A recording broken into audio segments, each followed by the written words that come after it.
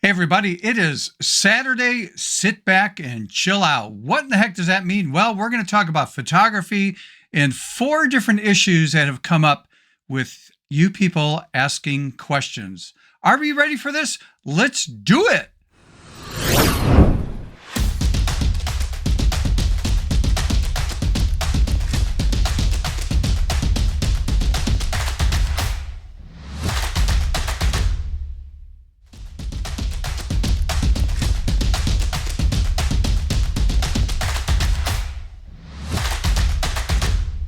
Hey everybody, welcome back to my channel. If you are new to the channel, this is dedicated to photography and as a photo artist, trying to push ourselves out creatively, thinking out of the box to come up with some really cool concepts in our work. With that out of the way, let's talk about what is, if you're new to the channel, if you're new to the channel, if you can do me a favor, because I need to push this out to other people through YouTube and that, if you could like the video, subscribe if you have not subscribed, and hit that notification bell. That way, next time I upload a video, you'll get notified on that. So I'd really appreciate that. Again, this is not monetized. It's not sponsored. So I'm trying to, build up my group of subscribers over the next few months. Okay, so Saturday, what is this? Saturday sit back and chill day. Basically, it's taking some of the comments and issues and questions that you have and address those. And it basically, hey, grab your favorite beverage, chill out, relax. Yes, I've got some water here, but I also got, I'm not going to pick that up, a glass of Merlot. Forgot what brand I picked up, but anyhow, that's sort of my favorite thing to sort of sip on and chill out. So I'm going to address four different issues here, and one of them is a very uncomfortable thank you, but before I get into that, this was recorded earlier because when you watch this, if you're watching this on Saturday, what would it be? Saturday, September 14th, 2024. I'm in Nashville right now for about a week and won't be back toward the end of September. So I had to record this in advance. So let's dive into the four issues. And the first one is from a subscriber. And Tony, I apologize. I didn't ask permission to use your last name, so I'm not going to use it. Hopefully you know who you are when I say, hey, Tony. So Tony had, we had talked about in some of my past videos about the importance of having a mentor. And I shared with you my number one mentor. If somebody said, hey, you can only pick one, who would it be?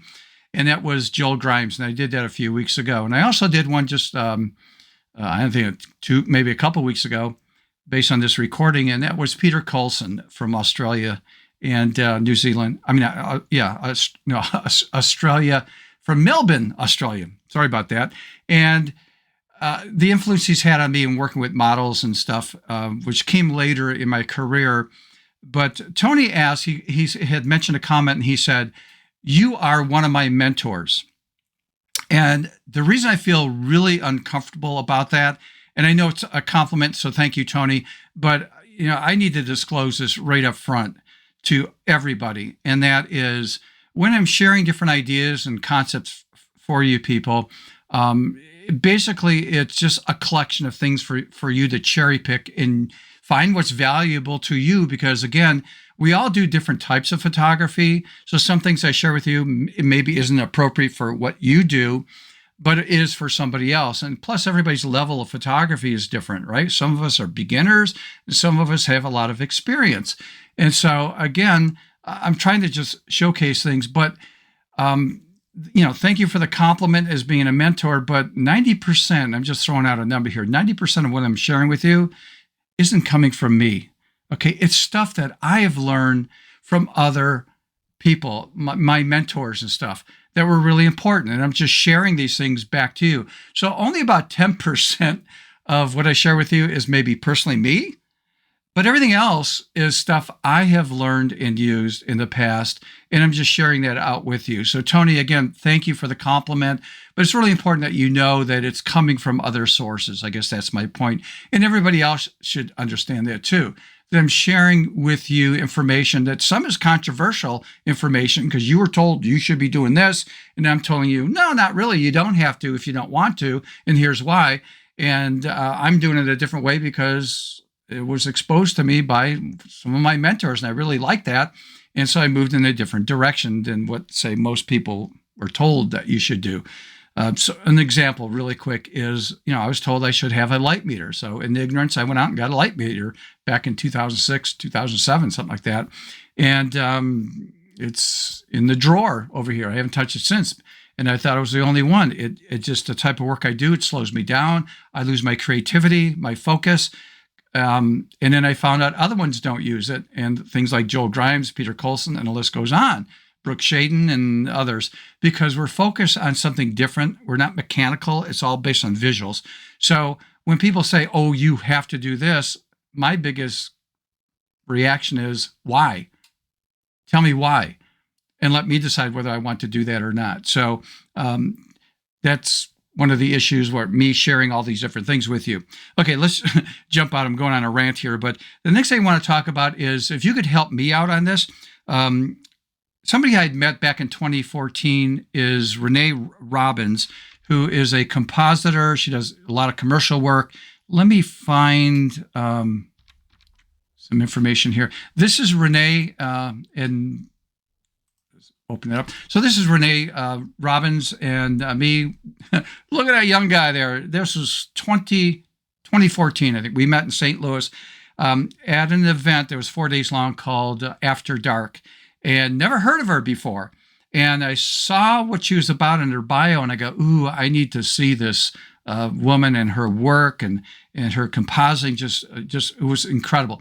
So anyhow, so we were at the same hotel. We were actually meeting each other for breakfast and dinner, and we'd sit there and have a glass of wine or two and talked about different things and sharing different ideas, because she found out I was a Photoshop instructor, and she got intimidated. And I go, no, don't get intimidated.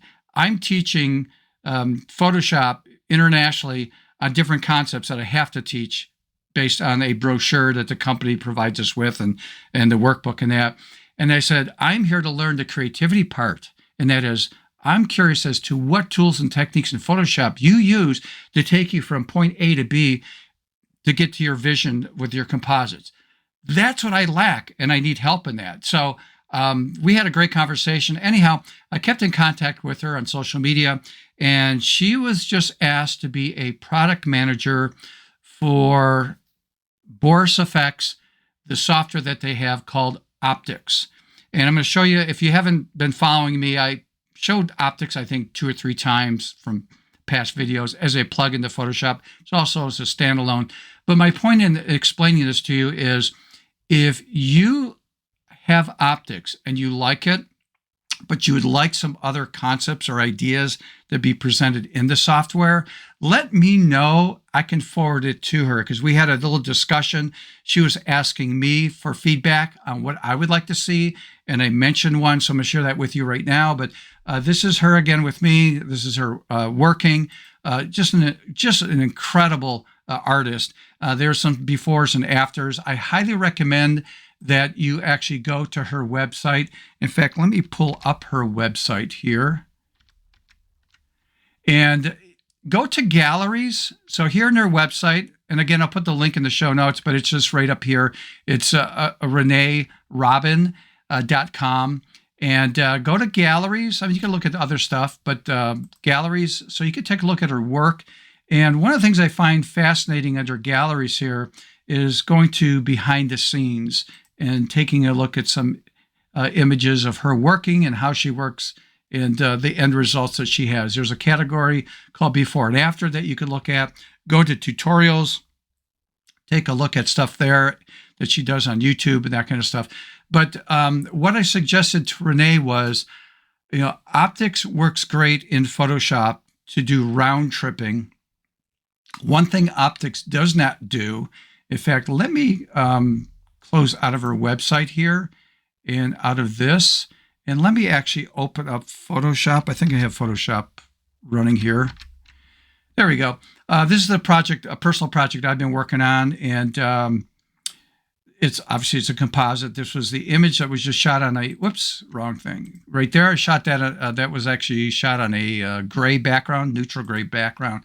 Cut it out in Photoshop, working with this background here, adding some elements in the background. But this layer here is a visible stamp layer, consolidated everything to a layer. And just to show you, if you've never seen optics before, if I go to Filter drop-down menu, come down to Borsche FX Optics, have this open up. One of the things that optics I told Renee that doesn't work is I cannot use this product in a different editing software, and that is called Affinity Photo that we talked about in the past, which a lot of people use. A lot of people abandoned Photoshop. I mean, most did not, but a lot have, and a lot just like using Affinity Photo. But one of the complaints is that when I got Affinity Photo, yes, I did buy it. I got it on sale, took advantage of that. It was like with tax, $37. And no, I'm not quitting Photoshop. I'm looking at using Affinity Photo to complement Photoshop on things it can do maybe quicker and faster and easier than, say, Photoshop will. So time is money for me. But I said, one of the things I can't do is make optics round trip and work at all as a plugin in Affinity Photo. But yet all my other plugins that I use will work within Affinity Photo, except for one that will never work in Affinity Photo, and that is Easy Green Screen, because it's using the algorithms and the engines of Photoshop to do its work. And I know it's a very small niche market because a lot of people don't work with green screens like I do. And, if you're using Affinity Photo, that market share is even smaller. And if you say, hey, how many work with green screen with Affinity Photo, that's probably even going to be smaller. So that company may not ever make a version of Easy Green Screen to work with an Affinity Photo. I may be wrong, maybe it will happen in the future, but right now the answer is no, it's not going to. So if you don't know what round tripping is, I opened up this image in Optics as a plugin in Photoshop, and I'm not going to go through all the different categories because this could be a topic by itself. But if I go to a category called like particle illusions, we got light, lens distortions, all these different things you could play with and actually change the settings. But if I pick something like, I'm just randomly shooting from the hip here, picking something like almost like a sci-fi type look, I might even go over here to the blending modes and just say, you know what, let's just shoot with maybe soft light. That looks pretty cool. Maybe pull the opacity down a little bit. Maybe don't have it as intense. But once I go, okay, I like that, and I could build on this and build on this. As soon as I click on apply here in the lower right-hand corner of the software, it will take what I just, rendered in here and put that right back into Photoshop. So there we are in Photoshop, and there's a sort of before, and after. So optics works really great for round tripping in Photoshop, but I said, hey, it doesn't work in Affinity Photo, and there's a lot of people out there that are using Affinity Photo. It would be really nice if you could make that or have them make it work as a plugin with Affinity Photo. So anyhow, I thought I'd present that information to you. So the ones that do like optics, if you ever jump into Affinity Photo, hopefully in the future, that will be added. But if you could do me a favor, and that is, let me close out of this. I don't think I need Photoshop again, so we'll shut out of that. If you've got some ideas that you would like to see added to optics, if you're an optics user, let me know.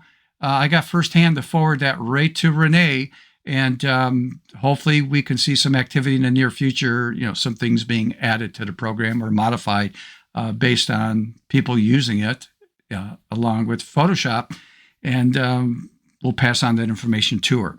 Okay, so next issue, number 3. And again, this comes from Tony again, and that was asking me, how do I get inspired with my projects? Like I just showed you the one I just did that almost has that sci-fi type of look to it. Where do I get my inspiration from? So throw this out to everybody. And that is, in the earlier days, we had something called magazines, if anybody remembers the magazines.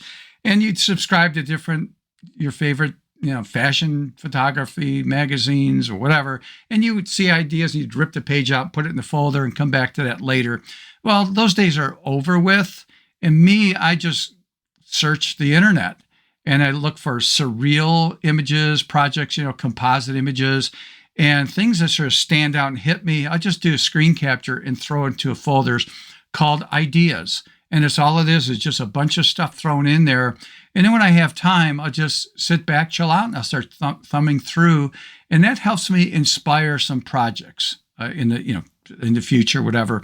And so that's one way of getting some inspiration. And that is looking at other work out there and just don't overanalyze it. Throw it in the folder. Later, when you have time, sit back and start looking at those and ask yourself, what attracted me to that image? What made me make that, screen capture and put it in that folder? And something, again, I'm not an expert on this kind of stuff, but I just know that if you ever hear about people talking about positive affirmations and thinking about things and your goals, that tends to work on your subconscious. Well, I found that getting exposed to different projects and work out there, other people's composites. And I look up surreal photography and surreal artwork, and it works on my subconscious. And when I'm exposing it, and all of a sudden things come to the forefront. I can't explain it, but it just does. Okay, so that's one thing that I do to get my inspiration, and that is looking at, obviously, other people's work. The other thing that I do is I have mentioned that I have a collection of backgrounds that I've accumulated over the years, over 15 years of that. So I've got thousands of backgrounds, and I get inspired by those backgrounds for projects. So I'll give you an example. Let me open up a different folder here. And my mouse is acting up again. And that is collection of backgrounds. Okay, so let's take a look at these backgrounds. These backgrounds right here, I have the rights to use this. This came through from Jill Grimes, and these are actually his photos. He goes out and when he has time, when he travels around the world, takes different pictures, and I've got the rights to use this for personal projects, not commercial projects, which I don't do anyhow. That's not my bag, but I could use this for clients, high school senior pictures, whatever, backgrounds for models, any other project I'm working on. So again, local client work like that, as long as it's not for big, billboards and magazines, that kind of stuff, I can use these over and over again. So I get inspired by what can I put in there as a shoot. Here's another collection of different, I can't remember where I bought this from, but I have a whole series of images that are all fantasy type backgrounds. Probably most of this was made with AI. I just don't have the time to do this stuff. So I'm a collector of backgrounds.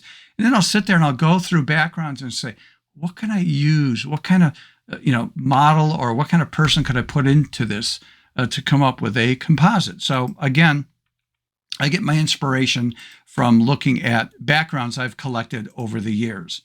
Okay, so that's another thing that I do.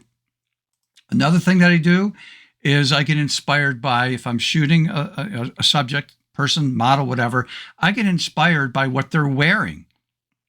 And based on what they're wearing, I'm thinking, ooh, I think I've got 4 or 5 backgrounds that would be perfect for this. So an example I shared with you, months ago, a model I've worked with many times, and that is, let's see if I get the right ones. And that is, oops, that's the wrong ones. Hang on a minute.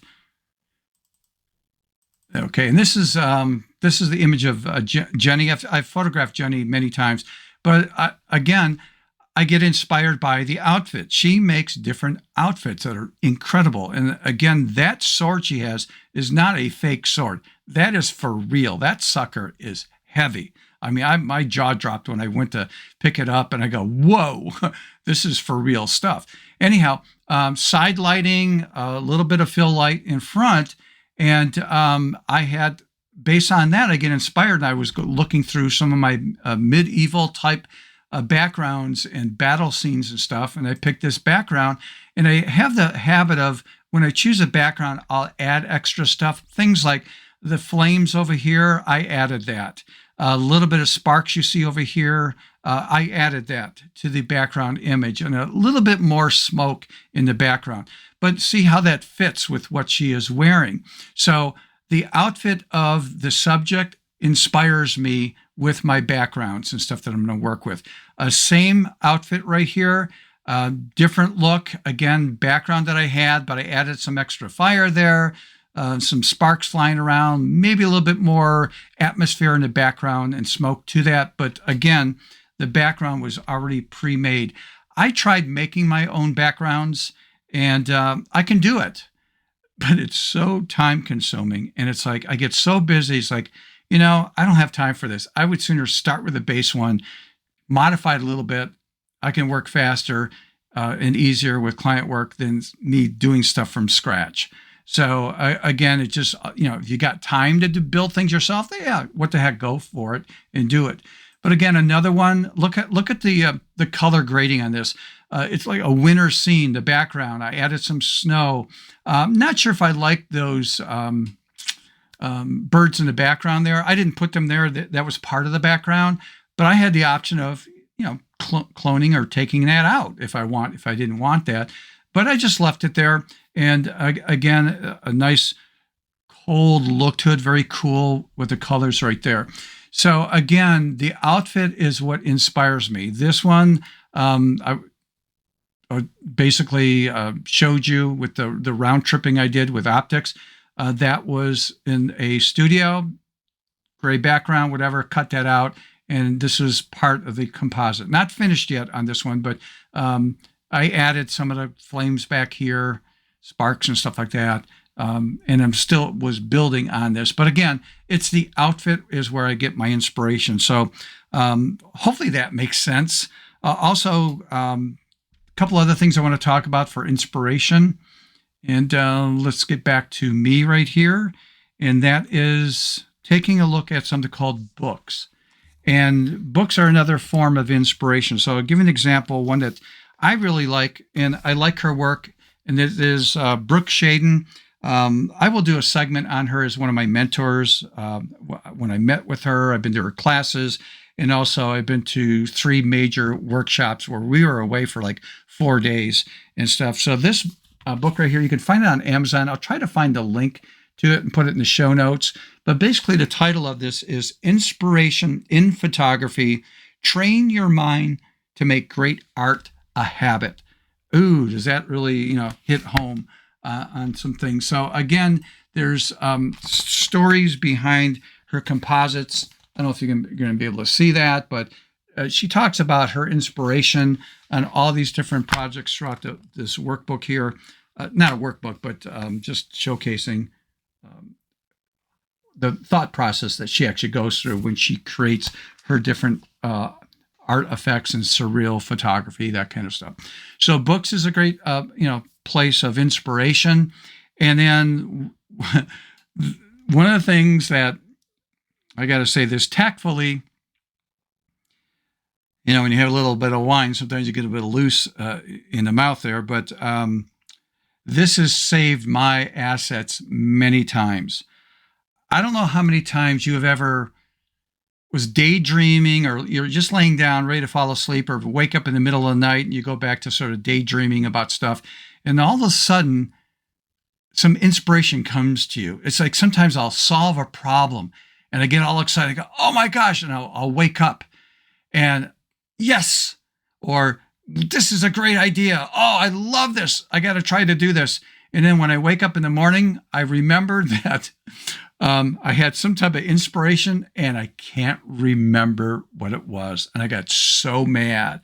Or other times I go, I don't want to forget this. I don't want to forget this. I got to remember this in the morning. I got to remember this when I wake up in the morning. And because of that, I can't go back to sleep and I get frustrated.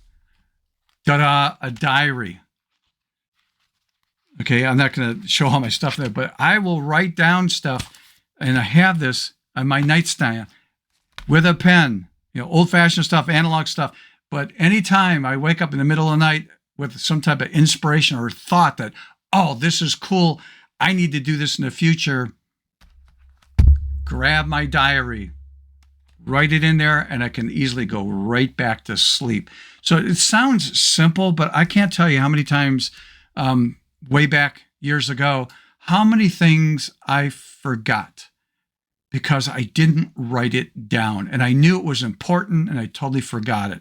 So, that helps you. When you get inspiration, put all your inspiration in a diary. If you wake up in the middle of the night, have that, notebook next to you and write down what you just thought of so you don't forget. And then it's easy for you, again, to go back to sleep.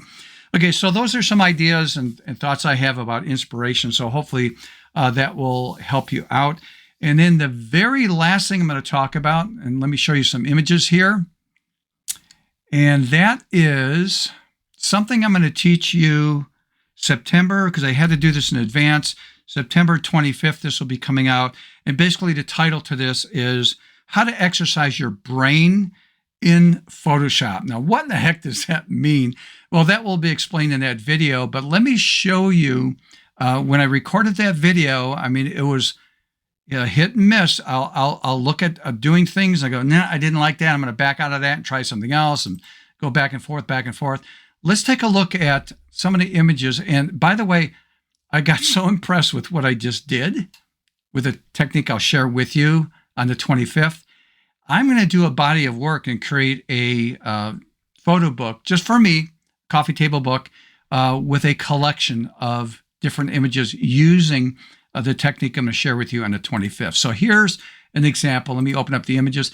This is an example of what I ended up creating by exercising my brain in Photoshop. And again, that'll be explained in detail. You'll actually watch me do this. And so anyhow, the key to this is having a plain background. It doesn't matter if it's a white background, gray background, black background. It doesn't matter. I played with this with portraits, which I'm probably going to do most of my work with this, but it'll actually work with still life.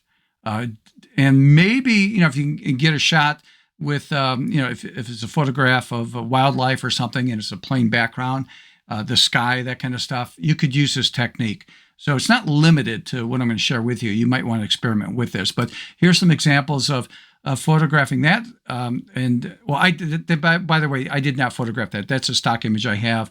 And then I just was playing with this concept and I came up with that, which I really, really like. Sort of like a modern art type look interpretation. Added some color, gradient, whatever in there. Another one, black background. What can we do with that? Well, there we go. Same type of effect, but just with the black background rather than the opposite, which was a white background before. And then I added some coloring to that just to give it a variation. Same thing here. I got a white background, came up with that different type of look versus something like that. So again, I'll share with you the in-depth technique and how I came up with this. But the key thing is, what is exercising your brain using Photoshop? And it was something, again, I was taught years ago, and I did it a lot, and I haven't done it in the last few years. And I forgot all about that. And I go, oh, I need to share this with you. So it will also help with inspiration. But again, be aware, the 25th of September, I had to do this in advance because I'm still in Nashville. Wait for that one to come out. Okay, so with that out of the way, hopefully you guys, learned something. I don't know if you did or not, because basically this is just sort of chill out, sit back. I'm addressing some questions and issues that you have. And again, once again, thank you for the ones that have been supporting the channel. Again, Tony, hey, he bought like 3 cups of coffee. It's on a volunteer basis, by the way. You'll see the link at the bottom here. It'll be in the show notes. It is buymeacoffee.com/Stephen Photo Artist. Thanks for the people that have been buying my templates and buying coffee. I really appreciate it because, again, this is not sponsored as a YouTube channel, and it's not big enough to be monetized by YouTube. Maybe it will in the future sometime, but it helps my encouragement when I see people buying coffee and buying the templates and stuff like that. It really helps support the channel. Again, if you have any issues or questions, make comments on YouTube. Go for it. One of the things I'm going to request you not do, and that is, please make sure it's about photography, artwork, that kind of stuff. Make sure it's uplifting. We're here to help people, elevate themselves, not over criticize people. And please, nothing political. Anything political, you're gone. I'm sorry, but total mess what's going on in the world, and don't even want to go there. But again, let's keep it in photography right there. Okay, so with that out of the way, again, guys, got any issues or questions, please email me at my private email address if you want, or make comments on YouTube. That information will be there. I'll put Brooke Shaden's link to, if I can find it on, it should be on Amazon. Hopefully it is. If not, you can go to her website. She probably would sell it to you over there. I don't know, but you could take a look at that. All right. So with that out of the way, until next time, see ya.